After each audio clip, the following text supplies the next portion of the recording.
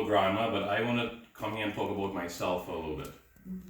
And what I'm going to say about myself is that I spent 16 years in university after high school studying to reach where I am today. And that 16 years means tens of thousands of hours of work, of studies, hundreds of exams, and hundreds of university professors. And despite all that knowledge that I learned and gathered, in meeting grandma, she was still able to teach me some stuff. And I'm going to give you just a few examples of some of the things that she taught me as a person. And the first thing that she taught me was about determination and persistent hard work. She came to Canada when she was 50 years old, and she started her life.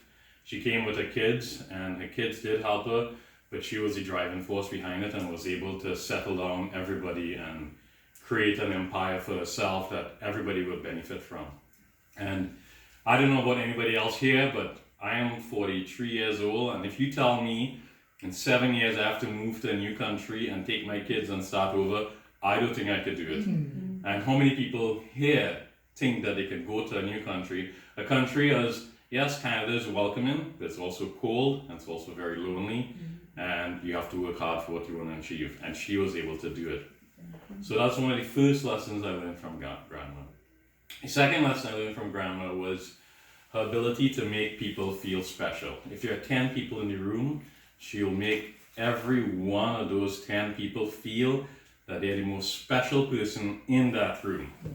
And she has that uncanny ability to do that. And I don't know how she does it. I honestly don't know. And I'll tell you an example. I was with grandma at her home, and she was talking to me about, she said, Neil and Brenda are going to come soon. And she want to get tomatoes to make tomato stroker for Brenda because she likes the tomato stroker. And she want to make curry chicken, real good curry chicken for Neil because Neil loves curry chicken. And in my mind, this is how she's able to make people feel special.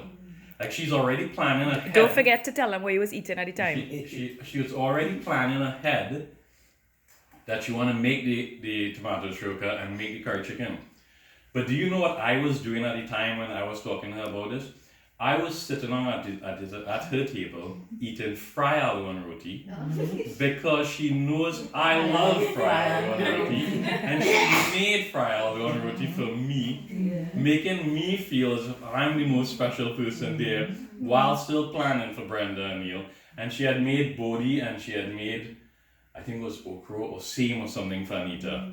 Pumpkin, yes, that was it, bodhi and pumpkin for Anita. So I think she made 2 takari for Anita, 1 takari for myself, 1 for Brenda, 1 for Neil. So I think that's why Anita feels so special, because grandma made she 2 takari. But her ability to make people feel special is something that was a gift to her. And if you ask yourself how many people here have that ability, very few people you know have that ability to make people feel special. And she definitely had that. One of the things that struck me and that she taught me about was love. So grandma loved her children, without a doubt. But she loves her grandchildren more than she loves her children. And that is without a doubt. And she has so much grandchildren. And she loves her great-grandchildren, I think, even more than her grandchildren. Now, how is it one person could have so much love to fill so much heart? I don't understand that. That defies the laws of physics, of anything that I learn. I don't see how it's possible, but she's able to do that. She's able to love me as a grandson-in-law, and then she's able to show love to my mom, whom I've introduced. So her love is limitless, and that's one of the things that I've learned about grandma, and what grandma has taught me, that love can be limitless, and she has that ability to show that love. Another thing that she taught me was when she did good for someone, she did good out of the goodness of the heart. Most people today, if I do good for you, okay, I help you fix this tire, I help you move this couch, then my expectation is when I have to move my couch, you come and help me. So most people, when they do good today, is a transaction. So I'm going to help you, but if you don't help me, I get hurt and upset. Why? Because the transaction went down. It didn't fall through as I hoped. But doing good for the sake of a transaction is bad. When you do good, you should do good because doing good is a reward in itself. And Grandma was exactly like that. She did good for people, not looking for anything in return. And that's something that is really rare. And it happens to me. I do good to people, and sometimes I do expect a little thing, or I feel a little hurt if they don't do the same good to me. But Grandma has taught me that you should do good for people without expecting, and therefore doing good not in a transaction type manner. One of the other points that she taught me was she said, Safraz, I'm gonna treat you really good, you know, because I know if I treat you good, you're gonna treat Anita good. And I heard she say this. She said I treat Bahal good because I know Bahal will then treat Tiny good. I treat Mikey good because I know when Mikey come here, she's talking about Marissa's dad. When Mike come here, I'll make sure he have the beers that he like.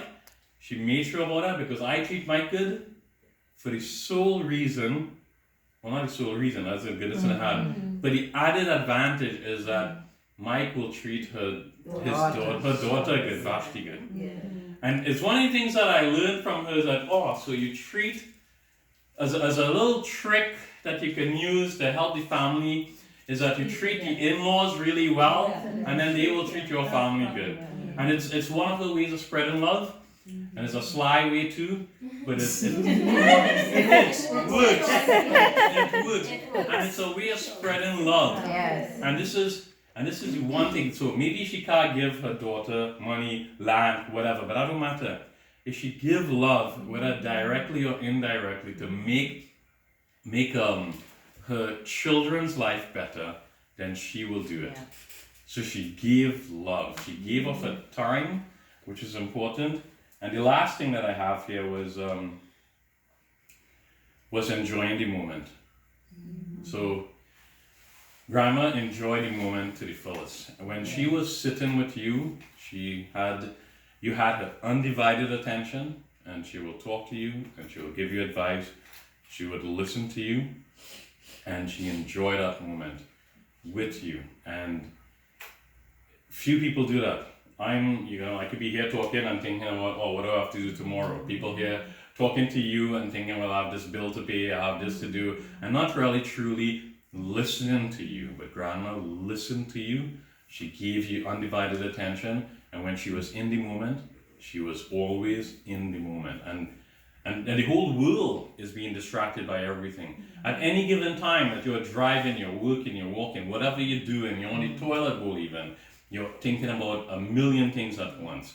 But Grandma was in the moment at all the time, and this is something that she taught me. So these are just a few of the lessons that I learned from Grandma.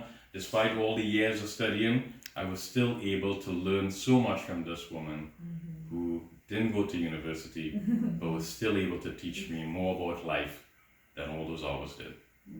Beautiful. That was beautiful. Thank you.